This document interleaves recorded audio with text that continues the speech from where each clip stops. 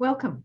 Today we're joined by Robyn Henderson. Now, Robyn Henderson is a networking strategist, an accomplished author, and an extraordinary ghostwriter.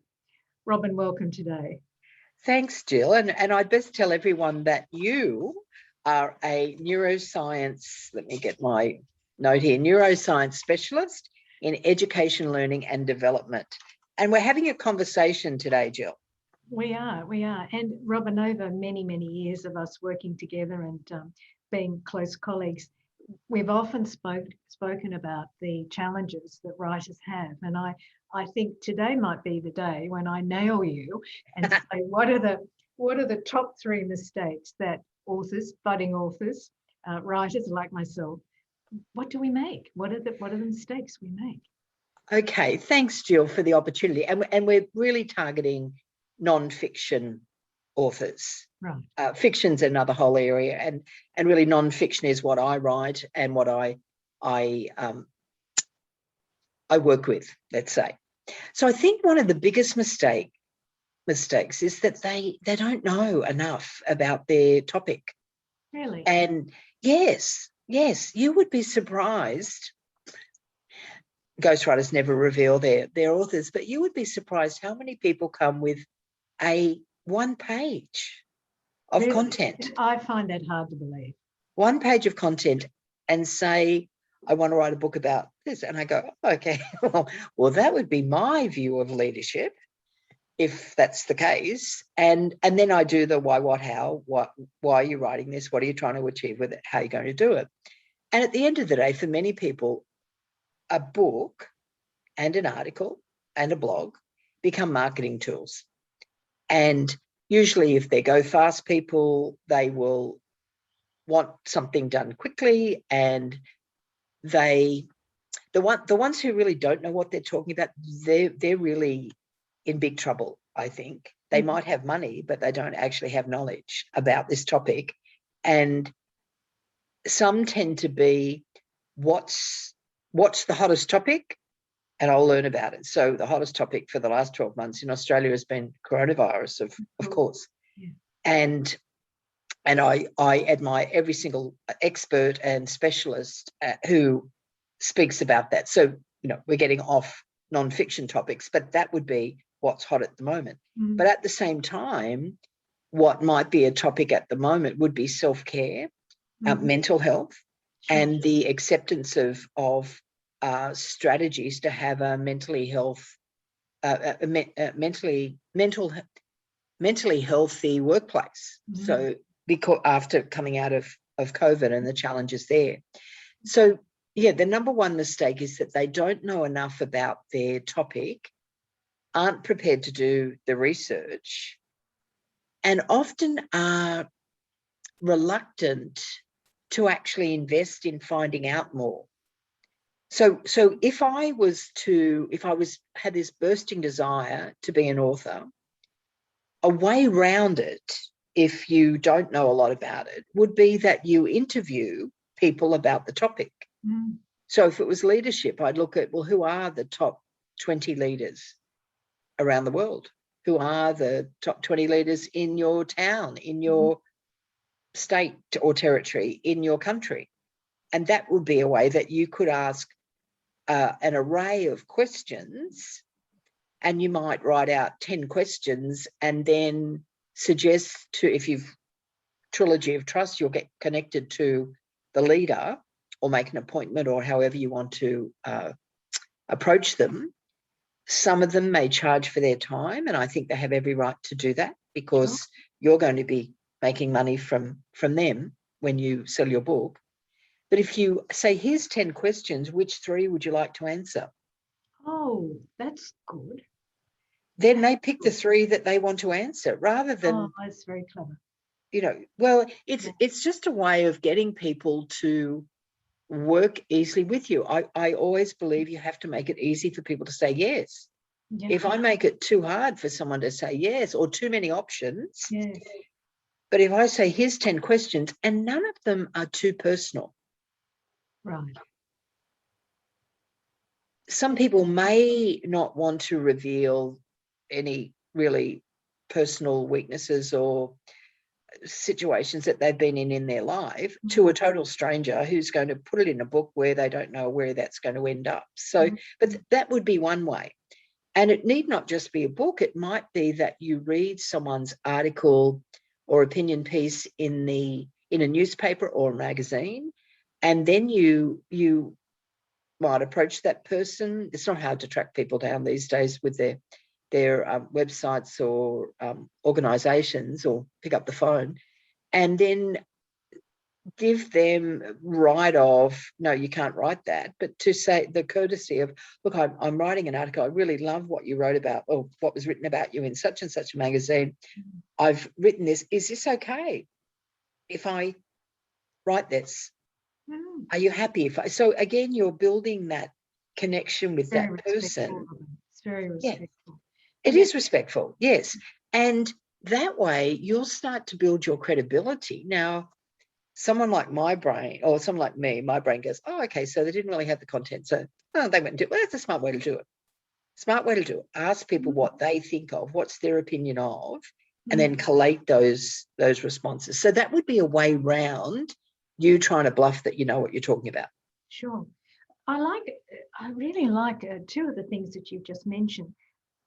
It's great to collate 10 questions, because then you've got a breadth and it shows that you're thinking. And no doubt over time, those 10 questions may well change. Yes, totally. Then, depending on the topic. Yeah. Oh, and then giving the person the choice to choose the 3 that they would prefer to answer. I think that's most respectful. And may I add, I sometimes get similar requests come to me over various issues. And I say to people, because it's my preferred way, give me a call. Because in the conversation, I can really get to understand. I did this recently with a person that I hadn't met, but I knew by association, who's got a high-flying job in Canberra. And they wanted to know about how do you design education programs for adults, particularly if they're technically oriented, particularly if the content is sensitive. So I said, ring me. And so we had a wonderful conversation, and that way I understood the real need. And it also inspired in me and sparked in me things that I wouldn't have thought to write in an email. Include in that, yes. Me, it's faster and certainly much more enjoyable, but it's also more respectful if I'm not expected to write. Yes, yes. And then if I'm working with a journalist, and I may say to them, I had a particular client, this was the situation, that is confidential, please do not publish that. Yes. So I will put the confidential bookends around particular Yes, that's a good idea. But when I'm speaking with them and they're going to quote me, I am super fussy about what they say and the intent of that. So I'm prepared to put in the time to educate that person and to develop a relationship. And also I'm quite okay to say what I'm prepared to have published and what I'm not. Yes, that's really good feedback. And I'd also suggest to the listeners that they consider, if they are using that, here's 10 question, which 3 would you like to answer? And they're approaching busy people, or whether they're high profile, low profile, they're industry experts, let's call them that, or thought leaders, whatever you want to call them, but they're known in that market. Then I would say to them, I would set it up, and I totally agree with the phone call, or in the case of a Zoom, I have lots of Zoom with people I don't know, and it's a great way. You might have to get up early in the morning if they're on a different time zone, but it's worth it, or stay up late. And I would say, I think, and this is, I believe, a very good time manager. And one of the skills is by just allocating time. This conversation will take 30 minutes. This, I don't expect to take more than 20 minutes of your time. When will that be available? Yes. When will you be available for that? I can do it day or night, any time of day to suit you. And then I would ask, if we were doing it over phone, Zoom, which we're using today, is great. You get the audio and the visual file. But if we were doing it over the phone, I would ask permission to record it, Mm-hmm. and I would put it on speakerphone and just have a little voice recorder. You can do it on your phone, but I prefer to use a voice recorder. And then I would have that transcribed so that you have that entire conversation. You are quoting them verbatim. There is no room for error. And it goes beyond your notes that you're taking on the fly. You're actually, and then you can have what in networking terminology I call that heart-to-heart conversation, which like we're totally focused today. We're not revealing deep dark secrets, but we're paying respect to each other, that we are speaking, we're focused on the topic at hand, and we're having a conversation. Sure. And that way you get really good content. Yeah, that's right. And tone of voice, of course, makes a difference, doesn't it? It does. So that's sort of a long way of answering that sort of first mistake of someone who doesn't know a lot, but is wanting to build a profile. So just a final point on that. It might be someone that's new to an organization and is tasked with, we want research on this in our organization. Then that would be a really simple way that you could do it with some of the senior partners or senior managers or international CEOs. Again, it's just that opportunity for them to give you quality time and for you not to stuff it up, really. Just have a structure when you make contact. Yeah, indeed. And perhaps even at the end of the call or even in your dialogue is to say, I'm most grateful for the time that we've shared and your information. Is there something that I can do for you? Yeah, that's a really good, that's a good, surprise it all. Yeah, and I think, I know it's only point one, and I know we've got 3 points, but that paying that person the courtesy of assuming that they're going to be on LinkedIn, and that these days most people have a decent profile, at least read their history, at least read where they grew up. If they went to a school in Geelong, well, they're from Geelong, or they might be from another country and they went to Geelong, but at least pay them the respect so that you can build that into your conversation. I noticed on your LinkedIn profile that you are passionate about such and such. So it's just a courtesy to the person that you're not going, oh, no, I can't tell you how many. Back when I was doing a lot of networking presentations in the 90s, and I hadn't learnt to value my time as much as I do now. And someone had come up and say, oh, can I give you a call next week? And not only had they not bought the book, if they hadn't even read the book, and this was in my early days with the books, and I used to think, read a book and then ask questions. Yes. Because most of the answers I'm going to give you are in the book. So at least read that and then give me new questions, not something where I go, turn to page 42. Oh, and that one's on page 65 and that one's on page 120. You got another question? Don't waste my time. I sound like such a cow, but it used to amaze me back then that they wanted, I've had a phone call with Robyn, but they don't want to pay the respect of at least reading what you've written. No, it's a great point. Crazy. What would your second point be, Robyn? It would be someone who's trying to have too broad a target with their writing. So one of the maybe about the 5th question that I ask when people approach me is about writing articles or, books or whatever, is who's your target market? And I love the ones who go, oh, everyone. And I go, no, you don't want everyone, because that's going to cost you a real lot of money to target everyone. What you want is a specific target market that is small-ish. Or a niche. So it might be people who have relocated from New Zealand to Australia, people who have moved from Northern Territory to Sydney, people who are moving from Brisbane to Perth.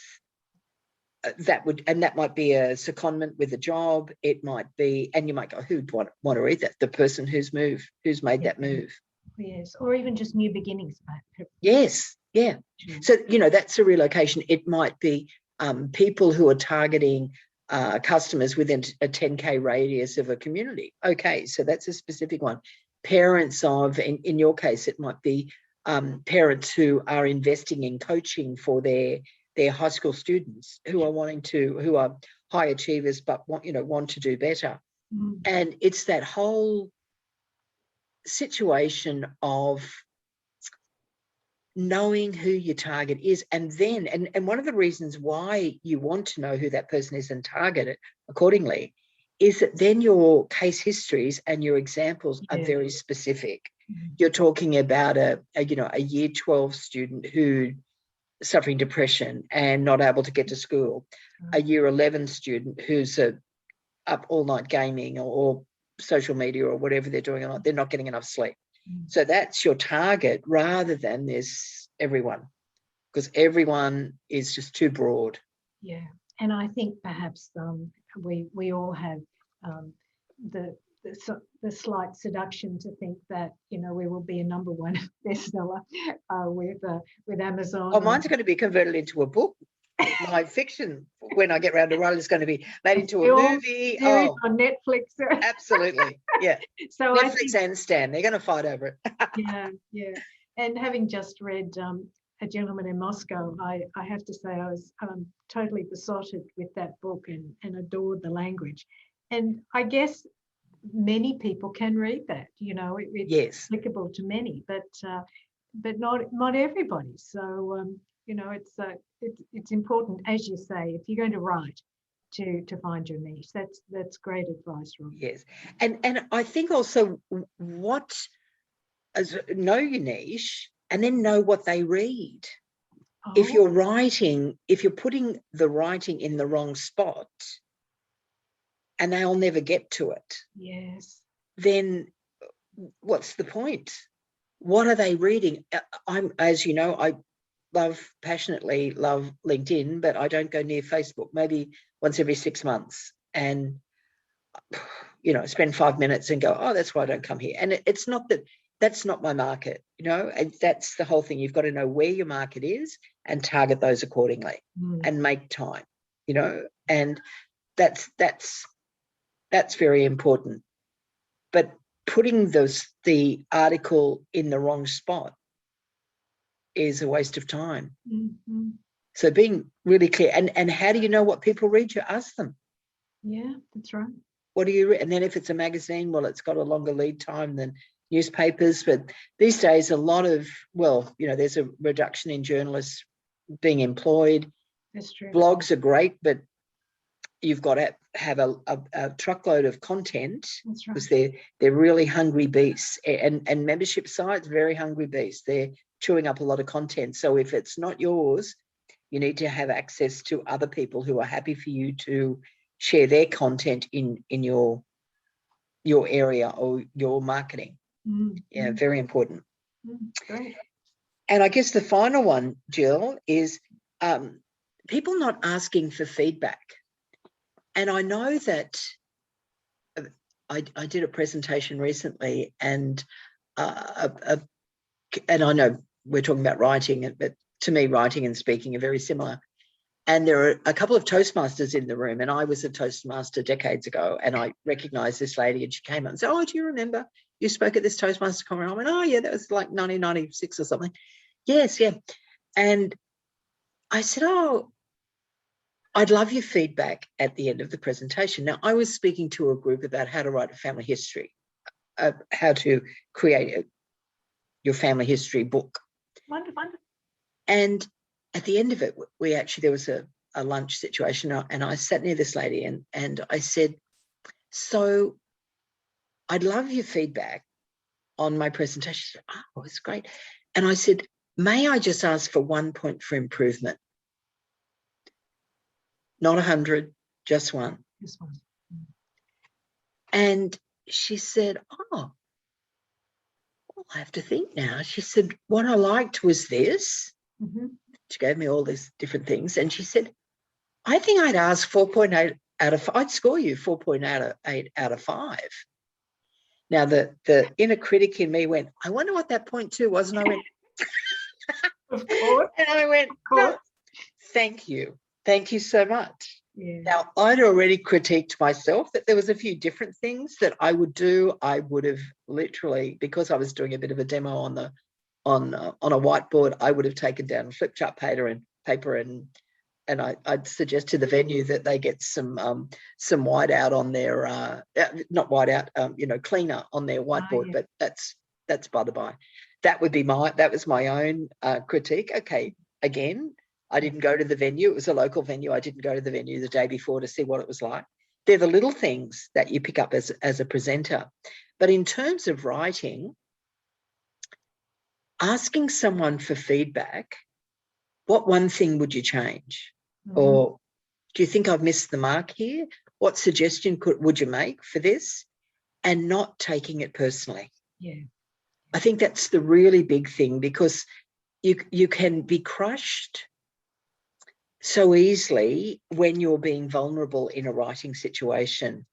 And I had the conversation with a lady yesterday, and she was saying that someone else had written a book on a topic that she was writing her book on, and she was devastated. And I said, and I sort of turned the camera around and pointed to these, hundreds of networking books that I had of other people's networking books. And I said, oh, don't worry. I said, look, I've got my 10 networking books over here. I said, oh, there's 150 over this side. I said, never worry about what someone else has written. I said, because you're writing your experience. Right. And your version of whatever the topic is. No, look, it's a great point. And I had those exact feelings about my own work, Robyn, is that so much has been written about these particular areas. Why would mine be any different? And it is daunting. You do have to get beyond that. Yes. And you've been generous with the support you've always given me and said, but it's your voice, Jill. They're your stories, and no one can replicate your story. That's right. That's right. And your life and your students and your parents and the situations that you have with some not wanting to admit that, there might be more to the problem that the child's having, or that they're having. So I think that asking for feedback and being appreciative, and it was funny last week, she said this 4.8 out of 5, and I was so tempted to say, well, what would be the point to it? I thought, Robyn, shut up, just say thank you, and that's it. Don't go into this, So I think they're really simple things, and in terms of mistakes, and we could talk, and there might be 100, but I think if anyone listening just takes on board, okay, maybe I do that. Maybe, or I've done that, then, or I'll just watch out next time I do that. And just a final from my side would be, if you're asking for feedback, particularly if it's in terms of book writing, my preference is not to ask someone who's not written a book, because they don't know what you've gone through. Right. Or someone who doesn't write articles and put them out into the public arena, because they don't know how hard it can be for you to labour over every word. Should I, shouldn't I, is this, etc., rather than actually just, it's okay. And they'll come back and go, oh, yeah, look, I shortened a bit there, or I think you need another paragraph, or I didn't quite get that. Just little things like that. It can be really, really, really helpful. Well, I have to say, Robyn, from the many editing occasions where you've gone to my work, I've been so grateful for a fresh set of eyes. And yes, fresh eyes. Yeah, we share conversations, so you're somewhat familiar with my work.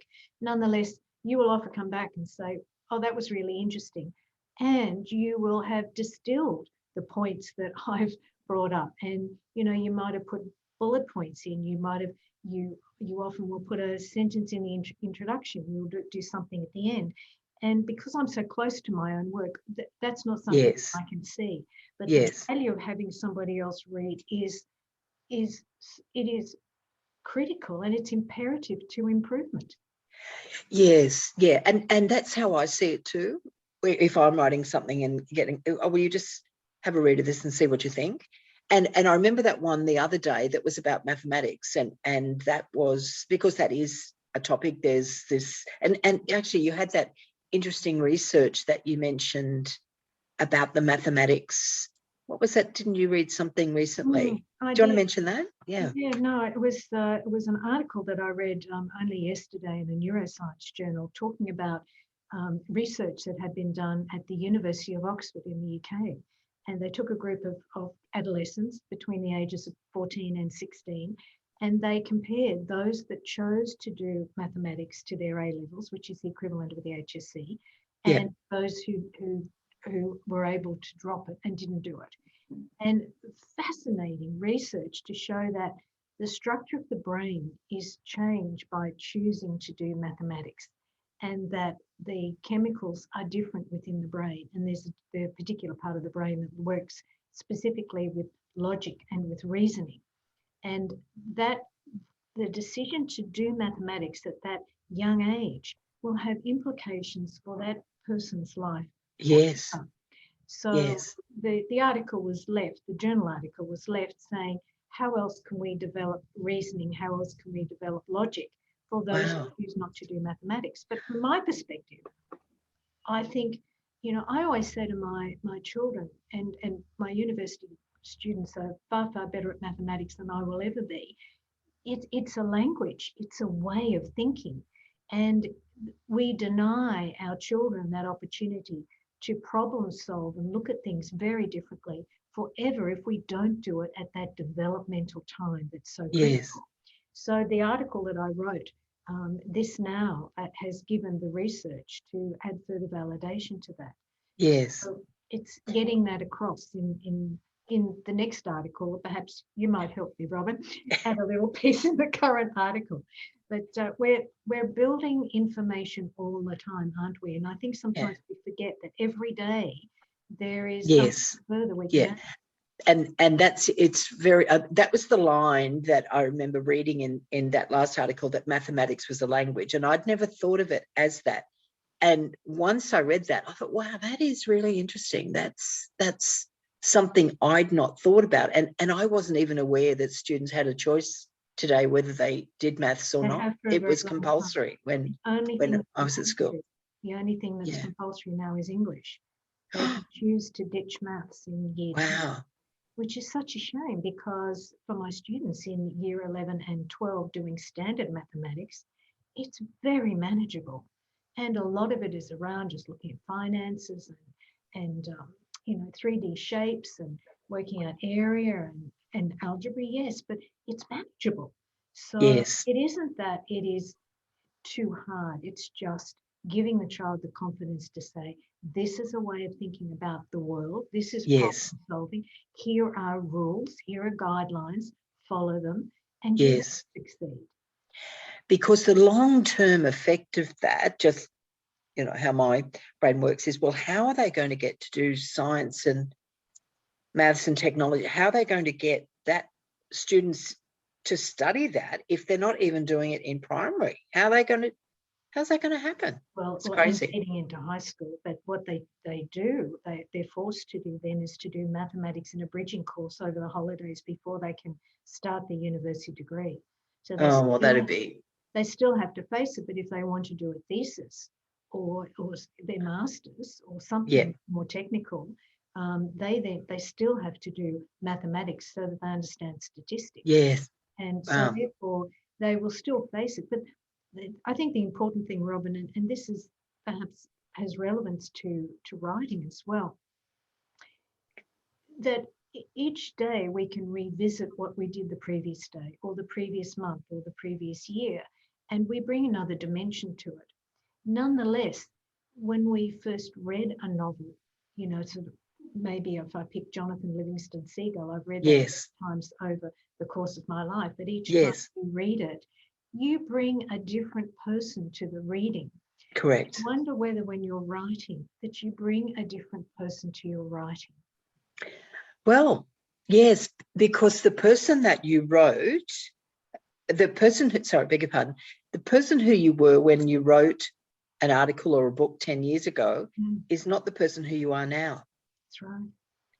So it's so when we're reading what might be called classics, the market, and certainly neuroscience is one of these areas, isn't it? That 50 years ago to now. Well, you only just exponential. Had MRIs, that's right. Yes, so the whole world changed. It is.